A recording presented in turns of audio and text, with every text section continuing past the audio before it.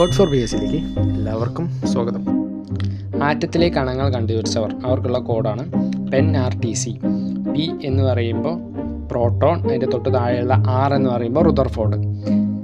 അപ്പോൾ പ്രോട്ടോൺ കണ്ടുപിടിച്ചത് Rutherford. E എന്ന് പറയുമ്പോൾ ഇലക്ട്രോൺ, D എന്ന് പറയുമ്പോൾ JJ തോംസൺ. അപ്പോൾ T ആണ് തോംസൺ.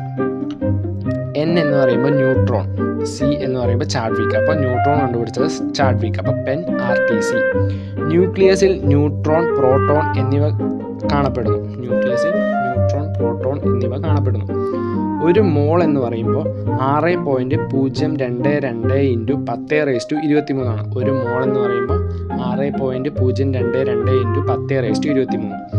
ഒരു ആറ്റത്തിലെ പ്രോട്ടോണുകളുടെ എണ്ണമാണ് അതിൻ്റെ ആറ്റോമിക നമ്പർ. ഒരു ആറ്റത്തിലെ പ്രോട്ടോണുകളുടെ എണ്ണമാണ് അതിൻ്റെ ആറ്റോമിക നമ്പർ. ഒരേ ആറ്റോമിക നമ്പറും വ്യത്യസ്ത മാസ് നമ്പറുമുള്ള ആറ്റങ്ങളെ ഐസോടോപ്പുകൾ എന്ന് വിളിക്കുന്നു. ഒരേ ആറ്റോമിക നമ്പറും വ്യത്യസ്ത മാസ് നമ്പറുമുള്ള ആറ്റങ്ങളെ ഐസോടോപ്പുകൾ എന്ന് വിളിക്കുന്നു.